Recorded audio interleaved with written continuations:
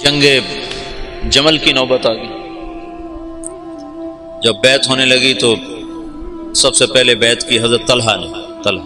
ان کا یہ ہاتھ بیکار ہو گیا تھا احد کی لڑائی میں نا، تلوار وہ تیروں کو سہتے سہتے جو اللہ کے نبی پر تیر آتا تو آگے ہاتھ کر دیتے تھے، تو سارا ہاتھ ختم ہو گیا تھا.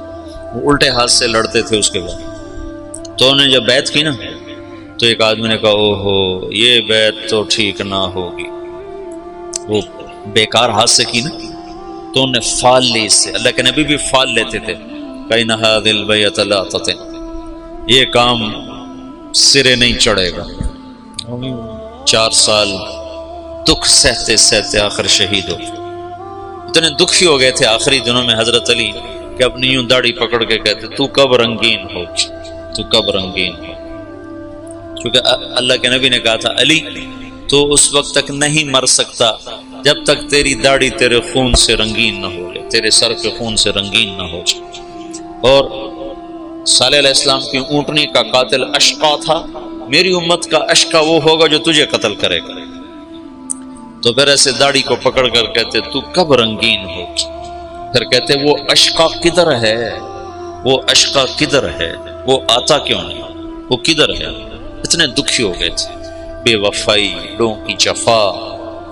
حضرت معاویہ رضی اللہ عنہ کو شام کا ٹکڑا ملا جو بڑے سلیقے والے، بڑے طریقے والے، بڑے وفادار.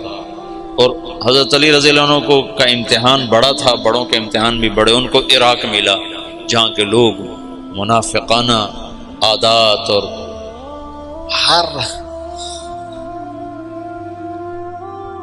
جتنے بھی عیب، اس لیے تو حجاج اللہ نے ان پہ مسلط کیا. عراق والوں پہ بھرے ہوئے، بے وفائیوں سے بھرے ہوئے. تو اس کا آخری نتیجہ حضرت علی کی شہادت پہ نکل. جنگ جمل ہوئی جس میں حضرت طلحہ جیسے، حضرت زبیر جیسے شہید کر دیے. جب آپس میں ٹکرائے نا صلح ہو گئی. لیکن جو لوگ عبداللہ بن سبا کے ساتھی تھے، میں تمہیں تفصیل تو نہیں بتا رہا، صرف اشارے کر رہا ہوں. تبلیغ کا تھوڑا سا پس منظر بتانا چاہتا، دعوت کی تاریخ بتانا چاہتا. جب صلح ہو گئی تو رات کو انہوں نے طے کیا کہ آدھے ادھر حملہ کر دو، آدھے ادھر حملہ کر دو، جو بیچ میں فسادی تھی. تو تہجد کے وقت آدھے لوگوں نے حضرت علی پہ حملہ کر دیا، آدھوں نے حضرت زبیر، حضرت عائشہ کے لشکر پہ حملہ کر دیا، اور دونوں طرف شور مچا دیا. علی نے حملہ کر دیا، انہوں نے کہا زبیر نے حملہ کر دیا. تو علی کہنے لگے او ہو آئے ہائے. حضرت حسن جب نکلنے لگے نا اس کے لیے، عراق کے لیے، تو حضرت حسن نے کہا بابا مت نکلو ورنہ تمہاری جنگ ہو جائے گی.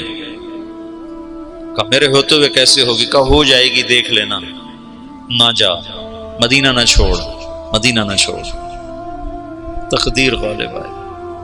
جب جنگ ہو گئی تو پھر حضرت حسن سے کہا بیٹا کاش میں تیری بات مان لیتا، اور ہے کاش میں آج سے 20 سال پہلے مر گیا ہوتا اور یہ دن میں نہ دیکھتا.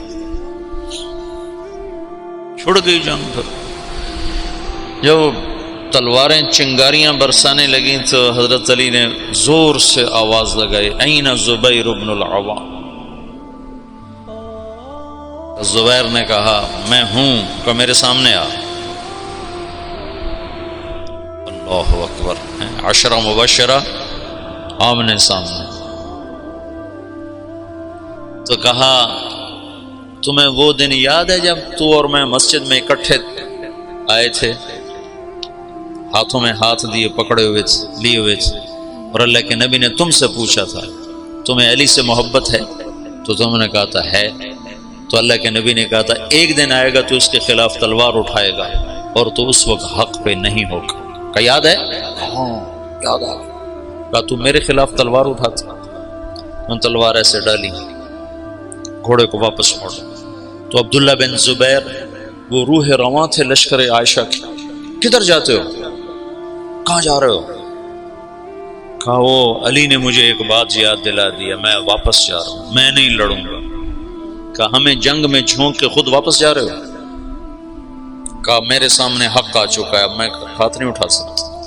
کہا پھر ہم تو نہیں پیچھے ہٹ سکتے، اب تو فیصلہ ہو کر ہی پیچھے ہٹیں. طلحہ رضی اللہ تعالیٰ عنہ کو بھی حضرت زبیر نے کہا زبیر طلحہ یہ بات یاد کر اللہ کے نبی نے مجھے کہا تھا. انہوں نے بھی گھوڑے کو واپس موڑ لیا لیکن ان کو تو ایک تیر لگا اور اس میں وہ گر کے شہید ہو گئے. اور زبیر رضی اللہ تعالیٰ عنہ وہاں سے نکل گئے. آگے ایک جگہ سوئے ہوئے تھے تو ابن جرموز نے سوتے سوتے ان کو قتل کر کے ان کا سر کاٹ کے حضرت علی کو آ کر پیش کیا. تو علی نے فرمایا زبیر کے قاتل کو جہنم کی بشارت ہو. اللہ کے نبی نے کہا تھا جو زبیر کو قتل کرے گا وہ جہنم کا ایندھن ہے. تو آپ نے کہا زبیر کے قاتل کو جہنم کی بشارت ہو. تو اللہ نے یوں سچ کیا کہ میں تیری خاطر تیرے سب سے بڑے دشمن کو قتل کر کے آیا اور تو مجھے دوزخ کی بشارتیں سناتا ہے اور تلوار لے کر اپنے گلے پر پھیر دی. خودکشی کر کے مر گیا. جہنم سچ ہوگا. حضرت طلحہ کی لاش پہ گزرے حضرت علی تو ان کا ہاتھ پکڑ کے نہ یہ چوما اور رونے لگے کہ یہ وہ ہاتھ ہے جس نے اللہ کے نبی کے لیے احد میں ڈھال کا کام دیا تھا اور تیروں کو سہتے سہتے شل ہو گیا تھا. اور عبداللہ بنو زبا نے حضرت عائشہ کے اونٹ کو گھیرے میں لیا ہوا تھا اور ایسے لوہے کی دیوار بن گئے تھے. بنو زبا کو تو حضرت عائشہ ہی بخشوا جائیں گے انشاءاللہ. کہتے ہیں الموت احلی عندنا من العسل نحن بنو ضبط اصحاب الجمل نحن بنو الموت اذ الموت نزلی ننعبن عفان باطراف الاسل رد علینا شیخنا ثم بجلی. یہ رجز پڑھ رہے تھے اور جان کی بازی لگا رہے تھے. ایک دفعہ ایک شخص ملنے آیا حضرت عائشہ رضی اللہ تعالیٰ عنہ سے. کہا کہاں سے ہو؟ کہا میں بنو زبا سے ہوں. کہا ایک نوجوان میرے اونٹ کے پاس شعر پڑھ رہا تھا اس کو جانتے ہو؟ کون؟ کہا وہ تو خود تو پردے میں تھے. کہا ایک نوجوان کے آواز آ رہی تھی کہہ رہا تھا یا امنا خیر ام نعلم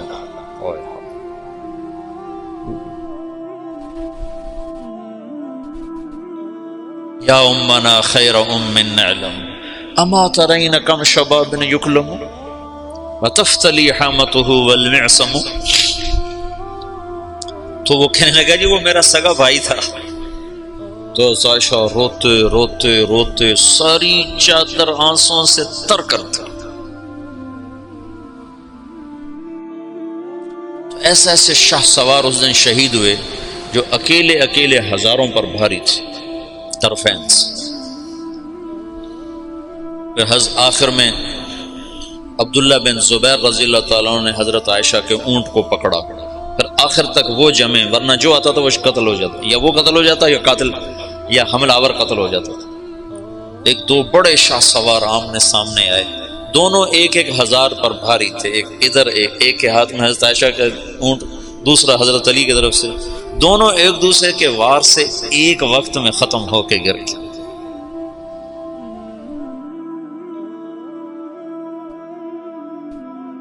اوئے ہوئے